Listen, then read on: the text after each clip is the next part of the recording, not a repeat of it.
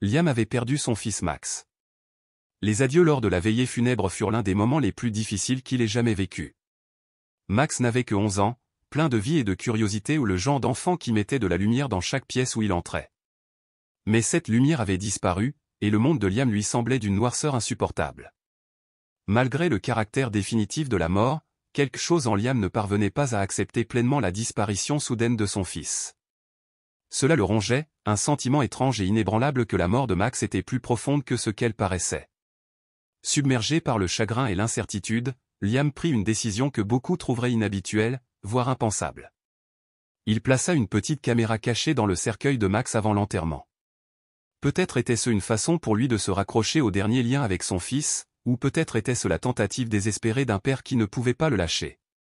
Quoi qu'il en soit, cet acte était né d'un profond amour et d'un profond chagrin. Cette nuit-là, Liam était assis seul dans son salon faiblement éclairé. La maison était étrangement silencieuse, chaque recoin rappelant douloureusement l'absence de Max. L'écran relié à la caméra cachée n'affichait que l'obscurité ou une image immobile et sans vie de l'intérieur du cercueil. Liam la fixa pendant des heures, espérant quelque chose, mais il n'y avait que le silence, un vide oppressant qui reflétait le vide de son cœur. Épuisé, il finit par sombrer dans un sommeil agité. Le lendemain matin, Liam se réveilla dans une maison encore lourdement accablée par le poids de la perte. Il s'occupa de petites tâches, essayant de détourner son esprit du chagrin accablant. L'espace d'un instant, il avait presque oublié la caméra. Mais lorsqu'il s'en souvint, une pointe de curiosité et d'effroi le poussa vers l'écran. Il l'alluma, s'attendant à voir la même scène sans vie. Mais au lieu de cela, son sang se glaça. Sur l'image fixe du cercueil, quelque chose bougea. Au début, c'était à peine perceptible un léger déplacement, comme une ombre vacillant sur l'écran. Liam se pencha plus près, le souffle coupé. Puis un son retentit, une respiration basse, faible, mais reconnaissable entre mille un rythme lent, comme si quelqu'un vivait à l'intérieur du cercueil. « Ce n'est pas possible », murmura Liam d'une voix tremblante. Son cœur battait fort tandis qu'il fixait l'écran, incapable de détourner le regard. La partie logique de son esprit lui hurlait qu'il s'agissait d'un problème technique, d'une interférence ou d'un dysfonctionnement. Mais le son était trop clair, trop réel. Puis, l'espace d'un instant, il crut à nouveau percevoir un mouvement, plus distinct cette fois, comme si une main avait légèrement tressauté. La panique s'empara de lui. Liam attrapa son téléphone et appela sa sœur, Emily. Elle avait été son point d'ancrage tout au long de cette épreuve, la seule personne qui comprenait vraiment l'intensité de sa douleur. « Emily, dit-il d'une voix affolée, il faut que tu viennes. C'est à propos de Max. Il se passe quelque chose que je ne peux pas expliquer, mais tu dois le voir. » Bien que sceptique, Emily percevait le désespoir dans la voix de son frère. Elle tenta de le raisonner, suggérant que le chagrin obscurcissait son jugement. Mais l'urgence de Liam était indéniable. En moins de 20 minutes, elle arriva chez lui. Il l'accueillit à la porte, le visage pâle, les yeux écarquillés par la peur. Sans un mot, Liam la conduisit au moniteur. Emily hésita, les yeux fixés sur l'écran, ne voyant que l'obscurité.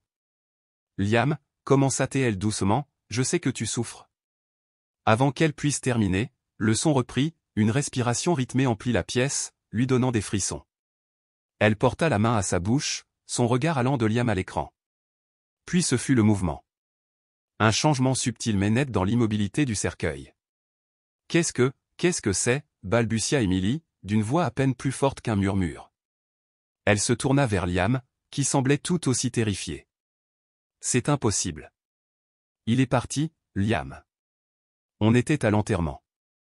On l'a vu. » « Je ne sais pas, » répondit Liam d'une voix brisée. « Mais je ne peux pas rester assis là sans rien faire. » Sans hésiter, Liam prit ses clés de voiture. « Je vais au cimetière, » dit-il fermement. Emily tenta de l'arrêter, le suppliant de réfléchir rationnellement. Mais son regard lui indiqua qu'il ne pourrait pas changer d'avis. Avec un profond soupir, elle céda et le suivit jusqu'à la voiture. Le trajet jusqu'au cimetière fut tendu et silencieux.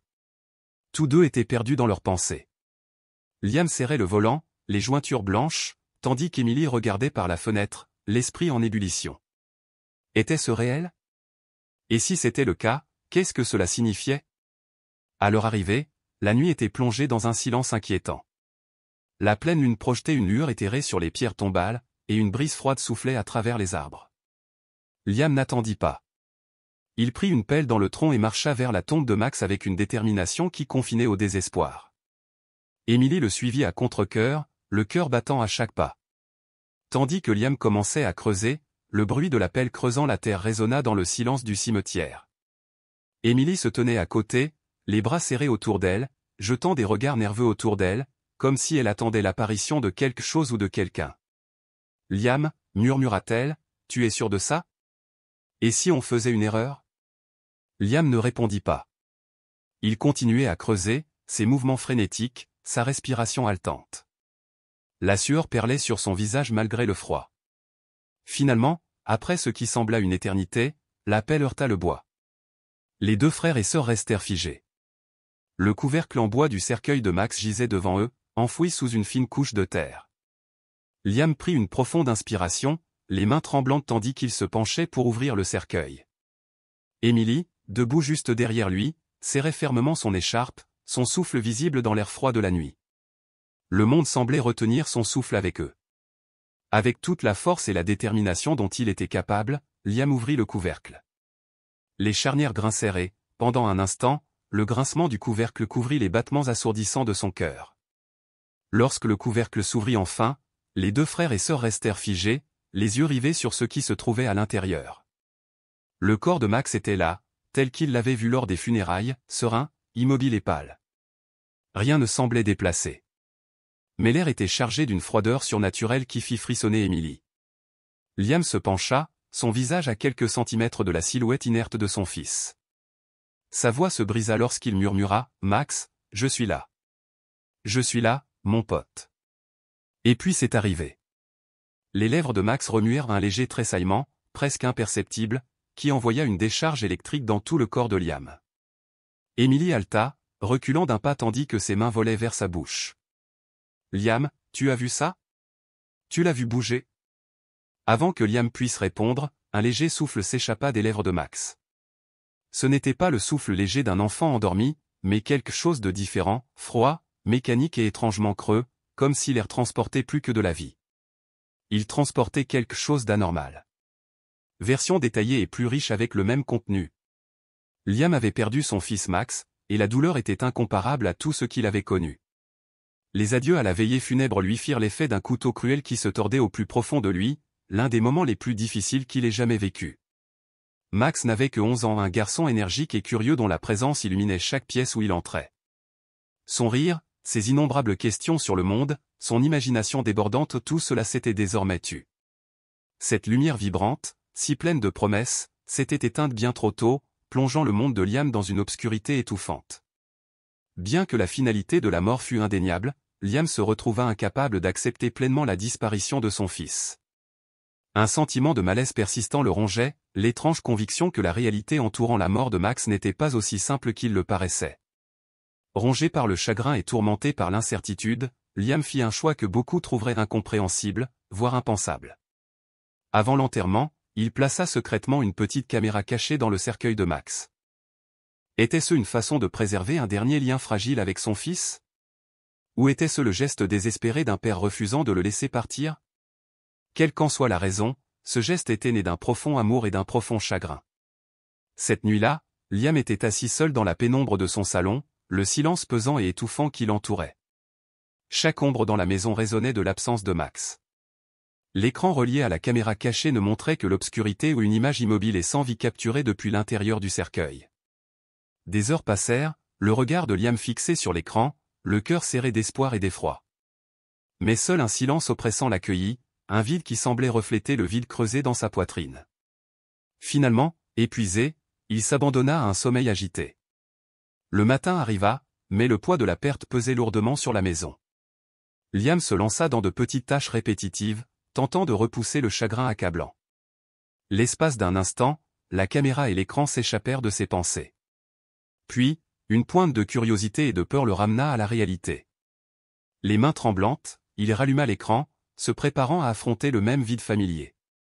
Mais ce qu'il vit ensuite le glaça profondément. Dans l'image sombre et immobile du cercueil, quelque chose avait bougé. Ce fut subtil au début, une ombre fugace, à peine perceptible, vacillant sur l'écran. Le souffle de Liam se bloqua tandis qu'il se penchait, le cœur battant la chamade.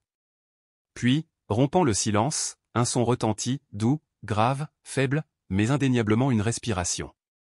Un rythme lent et rythmé que personne ne devrait être capable d'imiter dans un cercueil scellé. Ce n'est pas possible, murmura Liam, la voix tremblante. Son esprit cherchait la logique, ce devait être un problème technique, une interférence, ou un dysfonctionnement. Pourtant, le son était trop vif, trop authentique pour être ignoré. Et puis, l'espace d'une fraction de seconde, il crut voir à nouveau un mouvement plus distinct cette fois comme si une main frémissait légèrement sous le couvercle du cercueil. La panique l'envahit. Désespérant que quelqu'un le croie, Liam attrapa son téléphone et appela sa sœur, Emily, la seule personne qui l'avait soutenue à chaque instant de ce cauchemar. « Emily, dit-il d'une voix affolée, il faut que tu viennes tout de suite. C'est à propos de Max.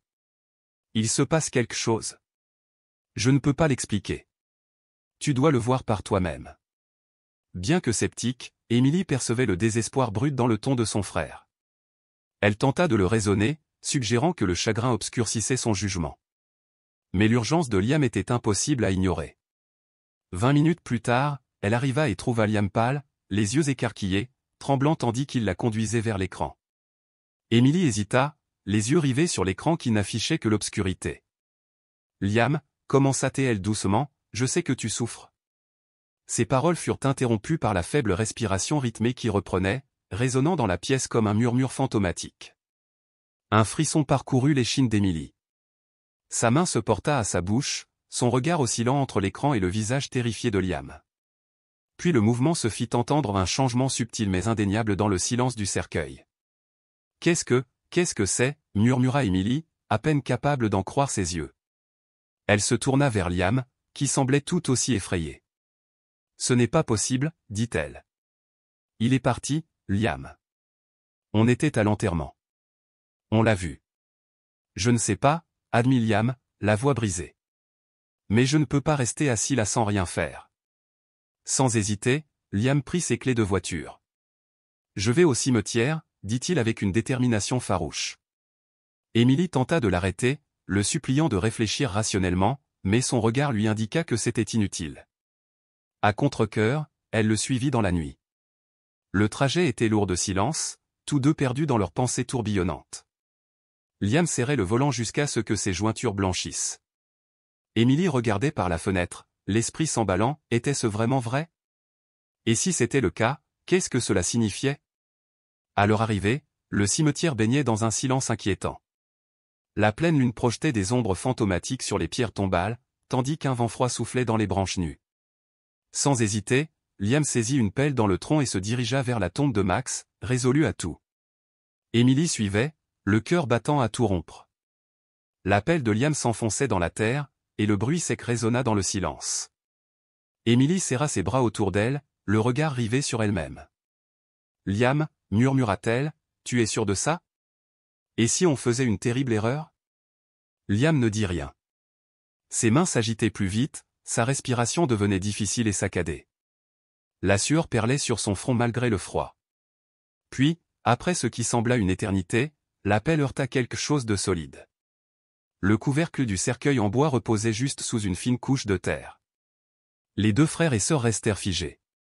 Prenant une profonde inspiration, les mains de Liam tremblaient tandis qu'il se penchait pour saisir les bords du cercueil. Emily serrait son écharpe, son souffle visible dans l'air froid, le monde semblant s'arrêter avec eux. Rassemblant toute sa force, Liam ouvrit le couvercle. Les charnières grondèrent bruyamment, couvrant momentanément les battements frénétiques de son cœur. Lorsque le cercueil s'ouvrit, leurs yeux se posèrent sur le corps de Max, tel qu'ils l'avaient vu aux funérailles, serein et pâle. Rien ne semblait perturbé. Mais l'air était chargé d'un froid étrange et surnaturel qui fit frissonner Emily. Liam se pencha, son visage à quelques centimètres de Max. Sa voix se brisa lorsqu'il murmura « Max, je suis là. Je suis là, mon pote. » Puis, quelque chose d'extraordinaire se produisit. Les lèvres de Max remuèrent un léger tressaillement, presque imperceptible, qui envoya une décharge électrique dans tout le corps de Liam. Emily halta et fit un pas en arrière, ses mains volant vers sa bouche. « Liam, tu as vu ça? Tu l'as vu bouger? Avant que Liam puisse répondre, un léger souffle s'échappa des lèvres de Max. Ce n'était pas la respiration douce et apaisante d'un enfant endormi, mais quelque chose d'autre froid, mécanique et étrangement creux comme si l'air lui-même transportait non seulement de la vie, mais quelque chose d'anormal. Puis les yeux de Max s'ouvrirent. Ce n'étaient pas les yeux chaleureux et brillants dont Liam se souvenait. Ils étaient sans vie, dénués de toute reconnaissance ou familiarité. Vide. Le mot s'échappa dans un murmure, mais la voix n'était pas celle de Max. Elle était plus grave, complexe, comme si plusieurs voix parlaient à l'unisson. Le son résonna dans la poitrine de Liam, le faisant trébucher en arrière sous le choc. Émilie hurla, les genoux presque défaillants. « Ce n'est pas Max », s'écria-t-elle en désignant le corps étendu dans le cercueil. « Liam, ce n'est pas ton fils. » Mais Liam ne pouvait pas bouger. Il était paralysé, déchiré entre son amour indéfectible pour Max et la terreur accablante que quelque chose d'autre habite le corps de son enfant. « C'est moi », murmura Max d'une voix tremblante. « C'est papa. Je suis là pour t'aider. » La tête de Max se tourna lentement vers Liam, d'un mouvement anormal et raide, comme une marionnette manipulée par des fils invisibles. « Tu n'aurais pas dû venir, » dit la voix, résonnant avec une finalité menaçante. L'air autour d'eux devint plus lourd, plus froid, suffocant. Émilie s'accrocha fermement au bras de Liam, le corps tremblant. « Liam, il faut qu'on parte. Tout de suite. » Mais Liam ne pouvait détourner le regard. Son esprit refusait d'accepter ce qu'il voyait. C'était son fils, son Max, et il devait croire qu'il y avait encore un moyen de le sauver, de le ramener. « Max » cria-t-il de nouveau, plus fort cette fois, le désespoir perçant l'air lourd. « Je ne te quitte pas. Quoi qu'il arrive, je suis là. » Soudain, le sol sous eux se mit à trembler. Un son grave et guttural émana du cercueil, de plus en plus fort à chaque seconde. Il ne venait pas seulement de Max, mais de la terre elle-même. Un grondement profond et infernal résonna des profondeurs du cimetière. Émilie hurla de nouveau en tirant Liam par le bras. « Liam, s'il te plaît, on doit y aller. » Avant que Liam ne puisse réagir, la main de Max se leva brusquement et saisit le poignet de son père d'une poigne de fer. Liam haleta de douleur, luttant pour se dégager, mais la force de Max était inhumaine. Son regard vide plongea dans celui de Liam, et pendant un bref instant terrifiant, Liam crut voir quelque chose d'ancien, de sombre et de profondément malveillant le fixer. « Tu n'aurais pas dû me déranger », gronda la voix, qui ne prétendait plus être celle de Max. « Tu as ouvert la porte, et maintenant tu vas en payer le prix. » Le cercueil trembla violemment tandis qu'une brume sombre et ténébreuse s'échappait du corps de Max. Elle tourbillonnait autour d'eux, enveloppant la tombe d'un brouillard surnaturel chargé d'une terreur accablante. Émilie tira de toutes ses forces sur le bras de Liam, le libérant enfin de l'emprise de Max. « Il faut y aller », hurla-t-elle en l'éloignant de la tombe. Liam tituba en arrière, les yeux écarquillés de terreur, tandis qu'il regardait la brume s'élever, prenant une forme ni humaine ni animale, mais quelque chose d'incompréhensiblement tordu. La silhouette sombre planait au-dessus de la tombe, ses yeux rouges brillants perçant l'obscurité. Elle laissa échapper un rugissement assourdissant qui résonna dans le cimetière, faisant trembler le sol sous leurs pieds. « Courez » cria Émilie en entraînant Liam vers la voiture. Ils traversèrent le cimetière en courant, la silhouette sombre se profilant derrière eux. Sa présence pesait sur eux comme un poids. L'air froid leur brûlait les poumons tandis qu'ils couraient, le bruit de leurs pas frénétiques se mêlant à des grognements surnaturels qui semblaient les poursuivre sans relâche. Lorsqu'ils atteignirent enfin la voiture, Émilie chercha les clés, les mains tremblantes. Elle ouvrit la portière et tous deux se précipitèrent à l'intérieur. Le moteur rugit tandis que Liam accélérait à fond, s'éloignant du cimetière à toute vitesse. La silhouette sombre s'attarda dans le rétroviseur tandis qu'ils s'enfonçaient dans la nuit. Aucun des deux ne parlait, leur respiration était saccadée. La terreur de ce qu'ils avaient vu les enveloppait comme une ombre noire, et tous deux savaient que leur vie ne serait plus jamais la même. La voiture filait sur la route sombre et déserte, le poids des événements de la nuit pesant sur Liam et Émilie. Le seul bruit à l'intérieur était leur respiration laborieuse, chacun essayant de digérer l'horreur qu'il avait échappé de justesse. Émilie serrait le tableau de bord, les yeux écarquillés de panique, brisant enfin le silence. « Qu'est-ce que c'était » murmura-t-elle d'une voix tremblante. Liam, ce n'était pas Max. Ce n'était pas lui. Les mains de Liam serraient si fort le volant que ses jointures en blanchissaient. Son esprit s'emballait, hanté par les images du corps sans vie de Max, de son regard vidé de la silhouette sombre qui avait surgi de la tombe. « Je ne sais pas, murmura-t-il d'une voix creuse. Mais quoi que ce soit, ce n'était pas mon fils. Émilie se tourna vers lui, la peur cédant la place à la détermination. On a besoin d'aide, Liam. On ne peut pas gérer ça seul. Il faut qu'on trouve quelqu'un qui sache ce que c'est, quelqu'un qui puisse nous aider à apaiser Max. Liam hocha la tête, le cœur lourd de la douloureuse constatation qu'il ne pourrait pas régler ce problème seul. Père Gabriel, dit-il après un moment de silence. Le prêtre de la vieille église sur la colline. Il sait peut-être quoi faire. Émilie hésita, se demandant si un prêtre pouvait réellement l'aider face à une situation aussi inexplicable, mais elle ne discuta pas. Elle n'avait pas d'autre choix. Allons-y, dit-elle doucement. Ils empruntèrent les rues étroites et sinueuses du village jusqu'à l'église. Le bâtiment se dressait au loin, son clocher à peine visible dans le ciel sombre. Les phares éclairaient le chemin pavé menant à l'entrée. Liam et Émilie sortirent de la voiture, leurs pas résonnant dans le silence de la nuit. Liam frappa à la lourde porte en bois, le désespoir perçant à chaque coup. Au bout d'un moment, la porte s'ouvrit en grinçant, révélant le père Gabriel, un homme d'un certain âge au regard bienveillant mais perçant. Il les observa avec inquiétude, remarquant leur visage pâle et leurs mains tremblantes. « Qu'est-ce qui vous amène ici à cette heure-ci » demanda-t-il d'une voix grave, calme mais empreinte de curiosité. « Père, nous avons besoin de ton aide » commença Liam, la voix brisée. « Il s'agit de mon fils, Max. Il s'est passé quelque chose qu'on ne peut pas expliquer. » Le père Gabriel fronça les sourcils. Il s'écarta et leur fit signe d'entrer. « Entrez. Dites-moi tout. » À l'intérieur de l'église, l'air était frais et empli d'une légère odeur d'encens. Assis sur l'un des bancs en bois, Liam et Émilie racontaient les événements de la nuit d'une voix hésitante et tremblante. Ils parlaient de la caméra, de la respiration, de la tombe et de la silhouette sombre qui s'était levée du cercueil. Le père Gabriel écoutait attentivement, son expression devenant plus sérieuse à chaque mot. Lorsqu'ils eurent terminé, il se leva et se dirigea vers une petite table à l'avant de l'église. Il en sortit un grand livre usé par les intempéries, dont la couverture en cuir était usée et craquelée par le temps. « Ce que vous décrivez, dit-il lentement, n'est pas inédit, bien que rare. Il existe des forces en ce monde, des forces obscures et anciennes qui s'attachent parfois aux vivants ou aux morts.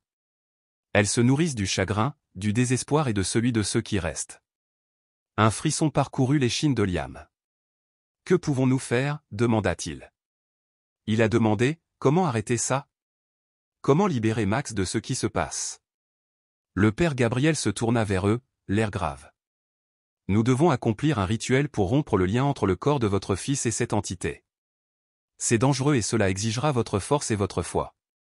Êtes-vous prêts? Liam hocha la tête sans hésiter. Je ferai tout ce qu'il faudra. Émilie, bien que terrifiée, acquiesça. Nous voulons juste qu'il soit en paix. Le père Gabriel commença à rassembler le nécessaire pour le rituel, des bougies, de l'eau bénite, un crucifix et un livre ancien rempli de prières sacrées. Il expliqua qu'il devrait retourner au cimetière à l'aube, lorsque la frontière entre le monde physique et le monde spirituel était la plus faible. En attendant, il les exhorta à se reposer et à se préparer mentalement à ce qui les attendait. Les heures passèrent lentement. Liam et Émilie étaient assis dans l'église, les nerfs à vif et incapables de dormir. Alors que les premières lueurs de l'aube perçaient les vitraux, le père Gabriel les appela à l'autel. « Il est temps, dit-il. Allons-y. » Ils retournèrent tous les trois au cimetière, le soleil levant projetant une faible lueur sur les pierres tombales. L'air était lourd d'impatience, et chaque pas leur semblait un pas de plus vers l'inconnu. Lorsqu'ils atteignirent la tombe de Max, la terre remuée la veille était encore fraîche, un souvenir brutal de ce qu'ils avaient déclenché. Le père Gabriel disposa les bougies en cercle autour de la tombe, allumant chacune d'elles avec précaution. Il aspergea le sol d'eau bénite et brandit le crucifix. « Ne quittez pas le cercle » avertit-il. « Quoi qu'il arrive, restez à l'intérieur. » Liam et Émilie se tenaient côte à côte, les mains jointes, tandis que le prêtre commençait le rituel. Sa voix était ferme et puissante, récitant d'anciennes prières en latin. L'air se refroidissait à chaque mot, et un vent étrange et surnaturel se mit à tourbillonner autour d'eux. Les bougies vacillèrent, mais ne s'éteignirent pas. Puis, le sol se mit à trembler. Le même son grave et guttural de la veille résonna dans le cimetière, de plus en plus fort et intense. Le sol au-dessus du cercueil se déplaça, et la brume sombre se leva de nouveau. Liam sentit son cœur s'emballer tandis que la silhouette sombre prenait forme, ses yeux brillants fixés sur lui avec une intensité qui lui glaça le sang. « Tu ne peux pas m'arrêter » grogna l'entité d'une voix grave et résonnante. « Tu m'as invité ici. Tu m'as ouvert les portes. » Le père Gabriel ne faiblit pas. Il continua ses prières, sa voix s'élevant au-dessus du vent hurlant. La silhouette sombre se contorsionnait, sa silhouette devenant instable, comme si le rituel l'affaiblissait. Le prêtre aspergea la tombe d'eau bénite, dont les gouttes crépitèrent en heurtant la brume. L'entité poussa un rugissement assourdissant et se précipita vers le cercle. Liam et Emily se préparèrent, mais la barrière invisible créée par le rituel résista. L'ombre heurta le bord du cercle et recula en hurlant de rage. « Continue » cria Liam, la voix tremblante mais pleine de détermination. Les prières du père Gabriel atteignirent leur paroxysme, ses paroles résonnant avec une conviction inébranlable. L'ombre se contorsionna une dernière fois avant de pousser un dernier cri perçant. Sa forme se brisa en fragments de ténèbres qui se dissolvèrent dans la terre, laissant derrière eux un silence inquiétant. Alors que le soleil se levait, l'atmosphère oppressante se dissipa. L'air semblait plus léger. Le cimetière était à nouveau paisible. Le père Gabriel abaissa le crucifix, les mains légèrement tremblantes sous l'effort. « C'est fait, dit-il doucement. Le corps de Max est libéré. L'obscurité a disparu. » Liam s'effondra à genoux près de la tombe de Max, accablé par un mélange d'épuisement et de chagrin. Des larmes ruisselaient sur son visage tandis qu'il contemplait la terre fraîchement remuée. Malgré la terreur de la nuit et la présence obscure à laquelle ils avaient été confrontés, une vérité lui apportait désormais un peu de réconfort, Max était enfin libre. Il n'avait plus à endurer l'horrible lien qu'il avait pris au piège. Emily s'agenouilla près de lui, serrant son frère dans ses bras tandis que ses propres larmes coulaient. « Il est en paix maintenant, Liam, » murmura-t-elle doucement. « On a fait ce qu'on avait à faire. Max se repose enfin. » Le père Gabriel posa une main sur l'épaule de Liam. Son visage, bien que buriné et calme, trahissait la tension de ce qu'il venait d'endurer.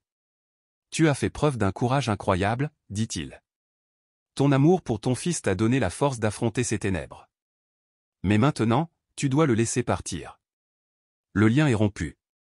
Il est avec la lumière. » Liam hocha la tête, même si les mots lui pesaient lourdement. Lâcher Max, même maintenant, lui semblait impossible. Mais au fond de lui, il savait que le père Gabriel avait raison. Le rituel avait fait son effet. Max n'était plus prisonnier, et Liam devait accepter que son fils était bel et bien parti. Tous trois restèrent un long moment silencieux, le soleil matinal projetant une douce lumière dorée sur le cimetière. Le silence était presque surréaliste après le chaos de la nuit, comme si le monde lui-même pleurait avec Liam tout en lui offrant une chance de guérir. Finalement, le père Gabriel prit la parole. « Vous devriez tous les deux rentrer chez vous et vous reposer. Ce qui s'est passé ici ce soir va prendre du temps à être assimilé, mais sachez que vous avez bien fait. » Liam se tourna vers le prêtre, la gratitude brillant dans ses yeux remplis de larmes. « Merci, père. Je ne sais pas comment vous remercier. »« Tu ne me dois rien, » répondit doucement Gabriel. « La mémoire de ton fils est le seul remerciement dont j'ai besoin. Garde l'amour que tu lui as partagé. C'est ce qui te donnera de la force. » Liam et Emily quittèrent le cimetière, marchant lentement vers leur voiture. Arrivé au portail, Liam se retourna pour jeter un dernier coup d'œil à la tombe de Max. Les bougies s'étaient éteintes et le sol semblait intact, comme si rien d'extraordinaire ne s'était produit. Mais Liam connaissait la vérité. Il garderait le souvenir de cette nuit gravée à jamais dans sa mémoire. Le trajet du retour se fit en silence, les deux frères et sœurs perdus dans leurs pensées. Liam ressentit un étrange mélange de soulagement et de tristesse, le poids de son chagrin se mêlait désormais à la certitude que Max était libéré de la force obscure qui l'avait emporté. Emily aussi peinait à assimiler tout ce qu'ils avaient vu et vécu. L'image du regard vide de Max et de la silhouette sombre la hantrait longtemps. Arrivé chez Liam, il entra et fut immédiatement frappé par le vide silencieux. Les jouets avec lesquels Max jouait trônaient encore dans un coin du salon, et ses dessins ornaient encore le réfrigérateur. C'était un douloureux rappel de ce qui avait été perdu. Mais pour la première fois depuis la mort de Max, Liam ressentit un sentiment de plénitude. Au fil des semaines, la vie a lentement repris un semblant de normalité. Liam a rangé les affaires de Max, préservant les souvenirs tout en créant un espace de guérison. Emily leur rendait souvent visite, leur offrant son soutien alors qu'ils surmontaient tous deux les conséquences de cette nuit éprouvante. Le père Gabriel prenait régulièrement de ses nouvelles, veillant à ce que la famille se sente en sécurité et en paix. Un jour, alors qu'il triait une boîte contenant les vieux devoirs de Max, Liam tomba sur quelque chose qui le figea net. C'était un dessin qu'il n'avait jamais vu auparavant. Max y était dessiné, lui et Liam, debout sous un arbre, main dans la main. Au-dessus d'eux, le soleil brillait intensément, et dans un coin, Max avait écrit de son écriture tremblante, « Papa pour toujours ». Liam retint son souffle tandis qu'il serrait le dessin contre sa poitrine. Des larmes lui montèrent aux yeux, mais pour la première fois depuis des semaines, ce n'étaient pas des larmes de chagrin. C'étaient des larmes d'amour, témoignage d'un lien que même la mort ne pouvait briser. Depuis ce jour, Liam emportait ce dessin partout avec lui, lui rappelant que l'amour de Max était éternel. Même si la douleur de la perte de son fils ne s'estomperait jamais complètement, Liam trouvait du réconfort en sachant que Max était en paix et que les souvenirs qu'ils partageaient resteraient à jamais gravés dans son cœur.